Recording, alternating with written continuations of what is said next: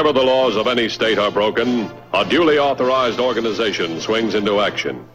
It may be called the state police, state troopers, militia, the rangers, or the highway patrol. These are the stories of the men whose training, skill, and courage have enforced and preserved our state laws.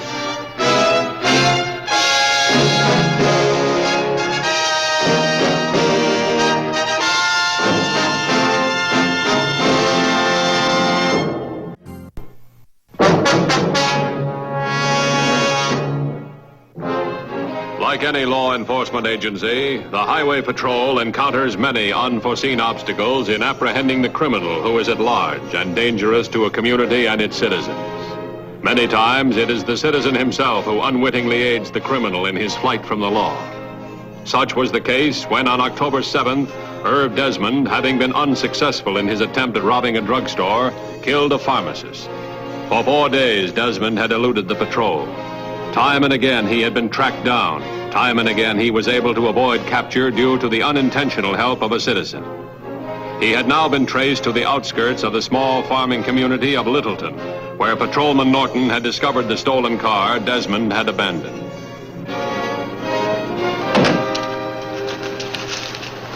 Doesn't seem to be anything wrong with the car. Must have figured it was too well known. Yeah, it's still warm. It's hard to figure this guy. Only thing we know is he doesn't like to travel alone. How big is the next town up ahead? It only exists to service the farmers in this area. We can check it out in no time. There's a lot of open country around here. Get on the radio. Have them send 2 units out as soon as possible if they can spare them. That'll give us more men to flush Desmond out. Now, we're going into town. When we get there, I'll take the left side, you take the right. Okay. Norton, you get to the other side of the town and work in. Notify everybody you see what's going on. Give them a description of Desmond. Right.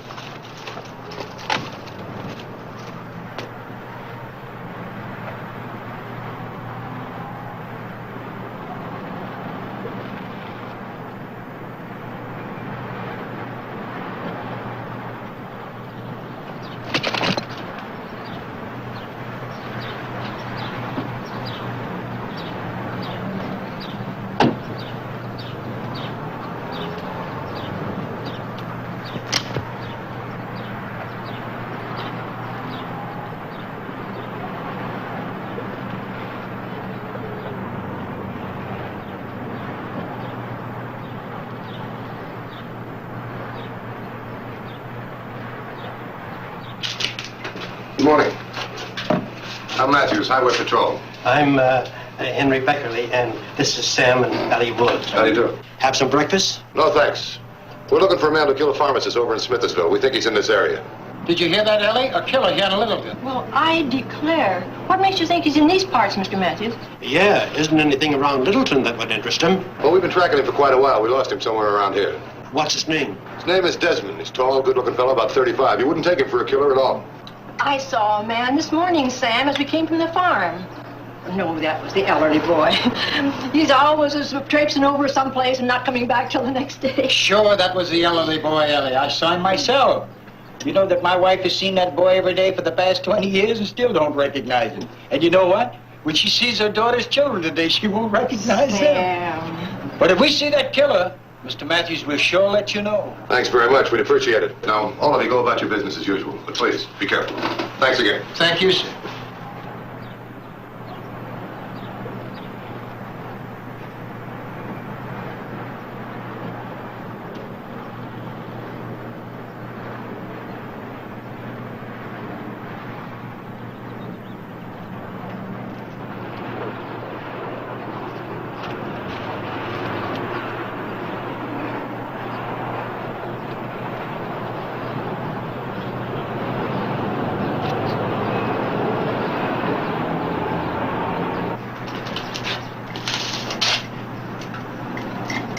Hi there.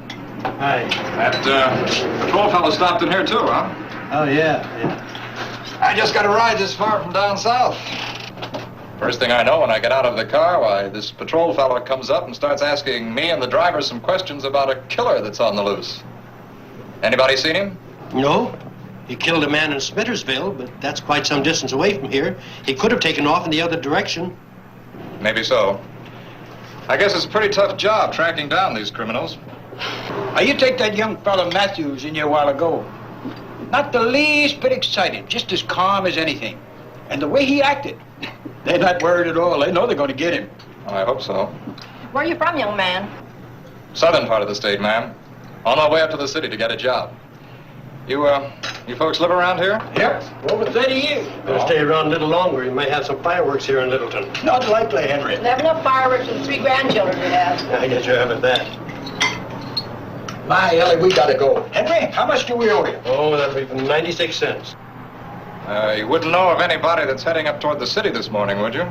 We're going as far as River Bend. We'll give you a lift that far if you like. Oh, that'd be swell. Sure, young man. You just finish your breakfast, so we'll wait for you outside. Sooner I get up to the city and get a job, the happier I'll be. There you are. Thanks.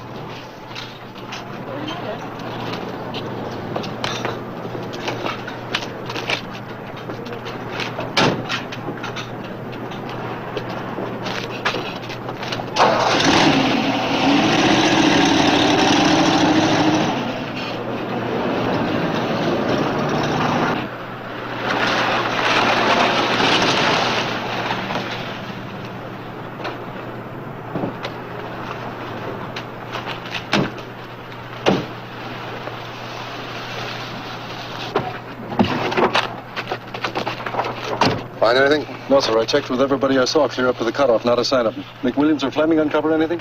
No, not a thing. But they got a lot of territory to cover. Get in your car, patrol the whole area. Keep in contact with us. He and I will help out McWilliams and Fleming. This hour of the day, the farmers ought to be out in the field and busy. This will give Desmond a chance to hold up in one of their houses, and I don't want that to happen. Go on, take off.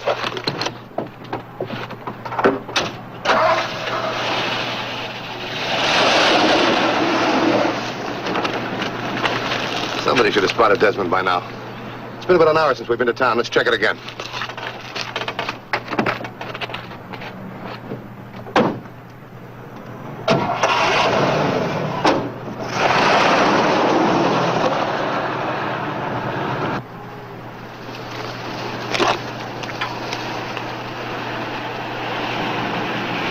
It's something nice to know that it's just between you and the soil. Oh, and even in the hard times, we've had our ups and downs.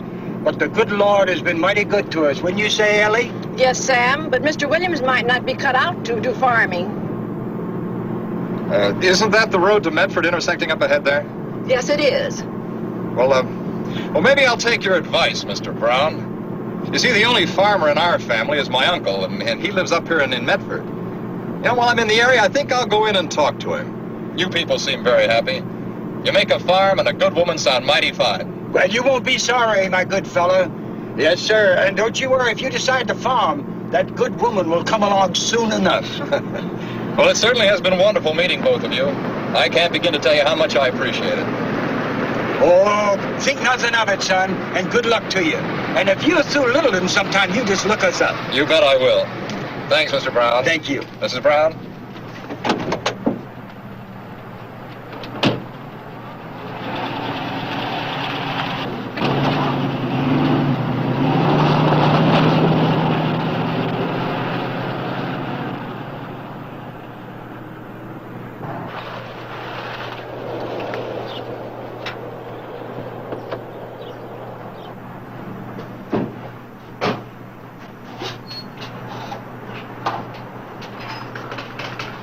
You back so soon? Did you find him? No, not yet. You sure there were no strangers around here this morning? No, only the Browns that were here and that young fellow that you talked to outside. What young fella? The young fellow that you talked to in the car. He said... Where is he now? Why, he went with the Browns the ride to River Bend. It couldn't be that he... What kind of a car were they driving? Why, it was a new green half-ton truck. Sam just got it. Where in Riverbend? Why, they were going to visit their daughter. Mr. Matthews, I didn't... All right. Now just simmer down and answer a few questions, will you? Did you ever see this guy before? No, but he was a nice sort of a looking young fellow, and he talked about the killer. It never dawned upon me that he could have been the killer. Ella and Sam felt the same way about it. They thought it was just a young fellow passing through. How long ago did they leave? Well, about 20 minutes ago. What's the address in Riverbend? It's their daughter. The name is Eldridge. All right, get on the phone. Tell headquarters to send another unit to the Eldridge house in Riverbend. Mr. Matthews, I'm sorry. I should have known. You don't think he'll do any harm to Sam and Ella, do you? Well, to tell you the truth, I don't know. Keep your fingers crossed.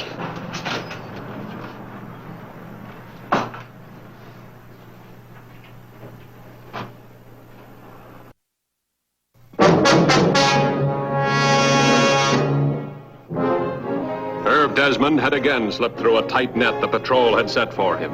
But knowing he would eventually be traced to the Browns, he smartly and smoothly discarded them.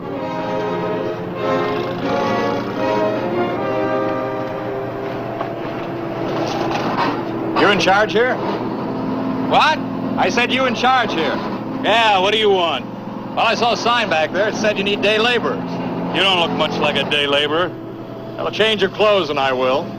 Oh, I'm big. My hands are strong. All right, I need a pair of hands to help move some concrete brick. You get $12 a day and you'll work. You understand? Good enough. Come on.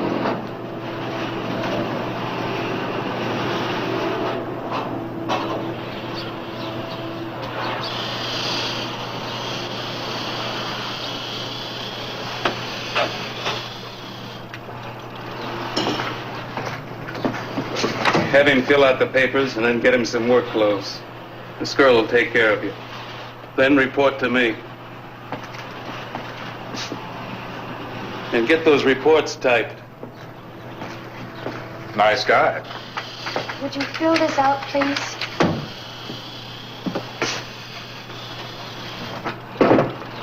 I think he can use you for 3 days, but one day with him and you'll be ready to leave. Oh, I don't know. You've been kind enough to warn me. That'll make things a lot easier. Funny. You don't seem at all like the ordinary day laborer type. Well, there are those days when you've got to eat. No, you're right, though. See, I put everything I had into a little business down south. Lost all of it. Now I'm working my way back to the city. Then I'll get a fresh start. Oh, I know what you mean. I took this job so that I could save some money. And I end up working for a man like Grundy. He's so miserable. Here. John Williams. Mm-hmm. All right, John. You'll find some work clothes in a locker in back. Here's the key.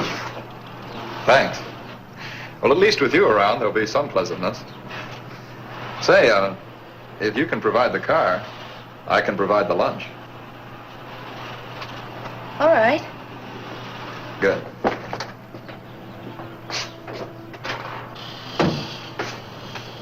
But I don't understand, Mr. Matthews. He seems like such a nice, fine young fellow, and he did us no harm. Ain't that right, Ellie? Are you sure you got the right fella? Yeah, he's the right man. Do you know why he got off at Medford Junction? He had said he had an uncle up in Medford who farmed. He said he was going to go up there and talk to him. He said we made farming sound pretty good. That's what he said, Mr. Matthews. I guess we're lucky. I mean that he didn't do us any harm. They sure are. Hope the people we're with now are just as lucky. Thanks very much. Well, let's go.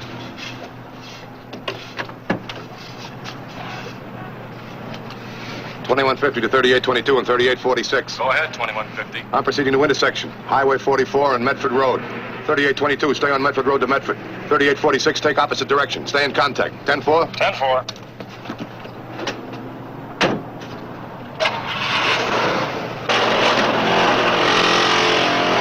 Okay, Williams, 1 hour for lunch.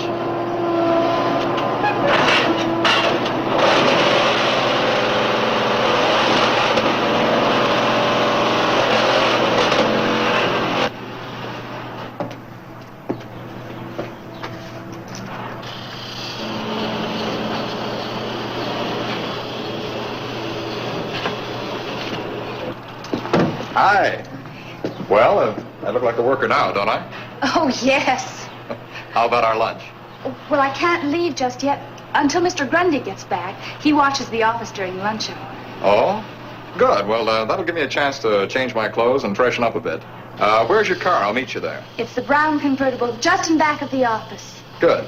I'll see you in a few minutes. All right.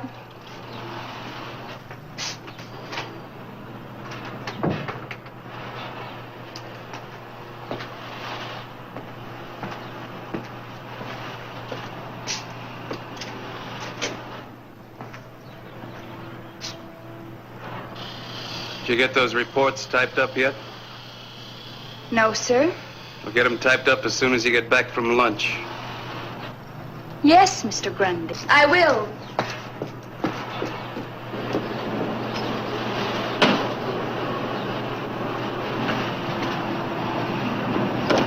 Hi. All set? Yes. So good to get out of here, even if it's only for an hour. I know what you mean. Uh-oh. I left my wallet back in the locker room. Look, why don't you drive the car around? I'll only be back in a minute, all right? All right. Good.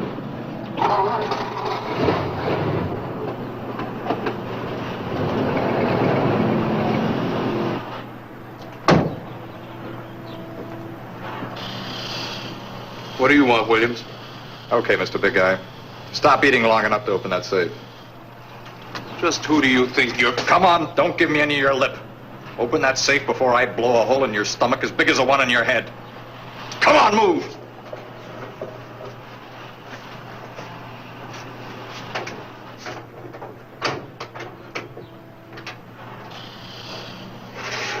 Hurry up!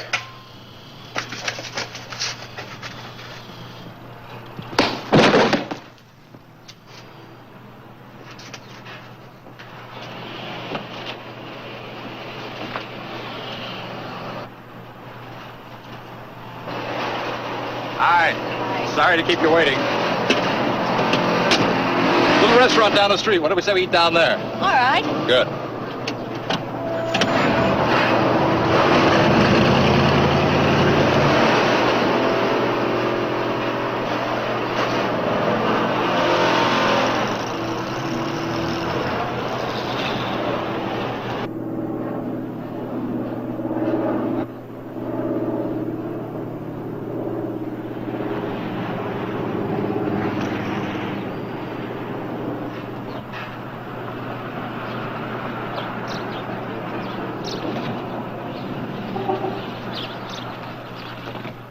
The patrol knew only that Desmond was last seen at the Medford Road Highway 44 intersection. Matthews and Sergeant Corey began a systematic search of the vicinity for any sign of Desmond. General stores, gas stations, all buildings and people in the area were checked out. Nothing. That was a smart move on Desmond's part, losing the Browns before they got to their destination. But why this area? There's got to be a half a dozen crossroads between here and Littleton. What we know about Desmond, he doesn't do anything without a reason. Well, we know he'll want a car and money. Seeing as it's Desmond, he'll want a companion. He killed the pharmacist for money, didn't get any. As far as we know, up to now, he hasn't even picked up a thin dime. What do you say we take a look down the highway? Maybe something caught his eye. Might catch yours.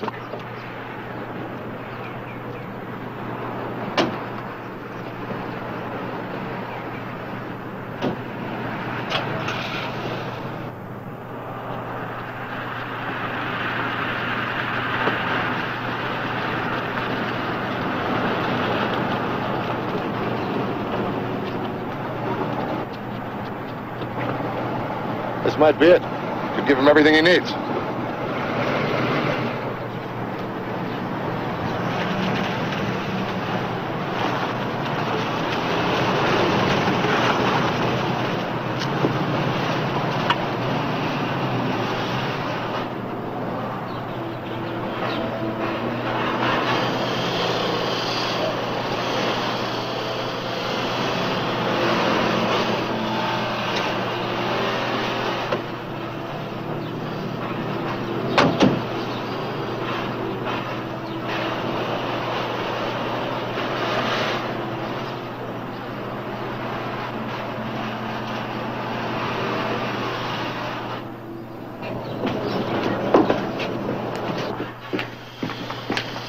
Here, let me give you a hand. If there was any cash here, it's gone now. What happened? Williams, he slugged me, took the cash. That gunner that got me in the jaw that killed me. Are you all right? I think so, got me in the neck. Take a look around outside. Right. What's your name? Grundy, I'm the foreman here. How long ago did this happen? About 20 minutes ago? This guy that slugged you. You say his name was Williams? Yeah. Took the petty cash, about $80. I only hired him this morning. Didn't you look at his identification before you hired him? No, I needed a pair of strong hands. This guy, was he tall, good looking, about 35? Yeah, that's the guy. Wish I had my hands on him right now. You got any idea where he went? No. The girl that works for me. She was kind of taken up with him. What girl? Keefe. Susan Keefe. Has she got a car? Yeah, she's got a car. What kind? Convertible, a brown one. Not a sign of him. I'll make a note. Another ACB on Desmond. Have the fellows cover all points in this area. He might be traveling with a gal in a brown convertible. Describe her, will he? Well, about 25, 26. Oh, come on, Mr. Grundy. You've got to do better than that. Well, Brown hair, or about 5'4" or 5", kind of silly looking. You have a doctor take a look at that neck of yours. I'll send an officer back to get a full report. And next time, look out for who you hire. Desmond's got everything he needs. Car, money, and a girlfriend. He's probably headed back for the city. If you don't pick him up before he gets there, we'll lose him again. Come on, let's roll.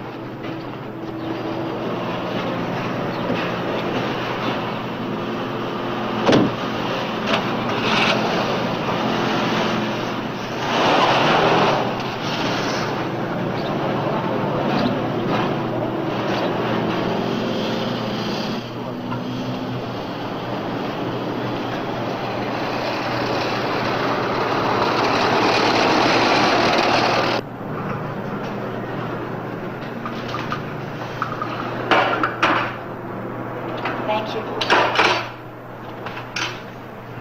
That was a good lunch. We'll have to get started back in a few minutes. I'll bet you're looking forward to seeing Grundy again, huh? Let's not talk about him. Not just yet, anyway. We still have a few minutes. You're a swell girl, Susan. I wish we'd met some other place. Some other place? Why some other place? You said it this morning. After just one day with Grundy, I've had enough. I can't go back there, Susan.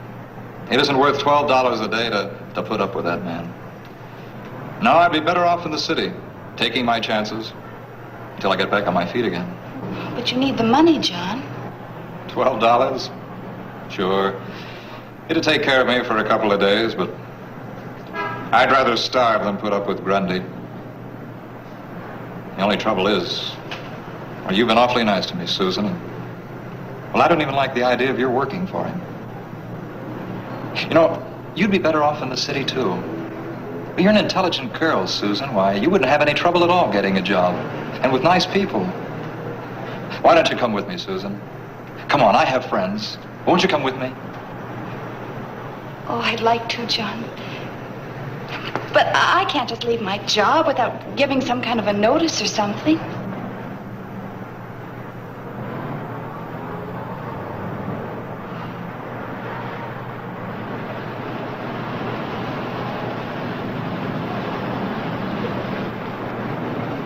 That might be it. Hey, you, mister. Get over here. Come on. Fast. Take that apron off. Come on, move, I said. Now get this and get it straight because your lives depend on it. What's all this about? Shut up. Now listen, in just a few minutes there's going to be a cop coming in here. He's going to ask you some questions. And when he does, you better give him the right answers. Now her name is Susan Keith and she works for the Concrete Brick Company. So do you, mister. You're a day laborer and the two of you are just come out for lunch. Now, if he asks you anything about a John Williams, all you know is that he works at the company with you, but you haven't seen him since lunch. Now sit down and shut up. This gun's going to be on you all the time, and I hope you two are good actors.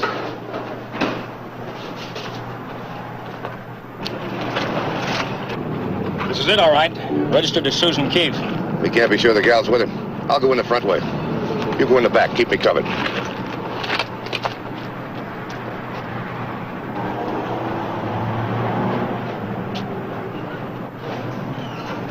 All right, you in the booth. Stand up. Hands behind your head. Come on. You Susan Keith? Yes, I am. What's the trouble? What's your name? Smith. Charles Smith. What's the matter? You work at the brick company, too? Yeah, I'm a day laborer. How long you been there? About 3 weeks. You know a man by the name of John Williams? Yes, he works there, too. He's a day laborer. He just started this morning.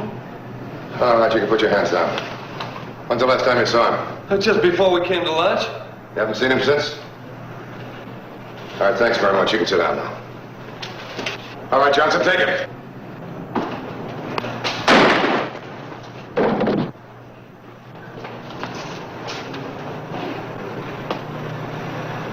Send for the ambulance. How'd you know which one? Oh, they were too nervous. He said he was a laborer. Look at his face. He's as pale as a ghost. I don't understand. Well, he was wanted for murder. Murder? Oh, but he was... Yeah, sure, I know. He seemed like such a nice guy.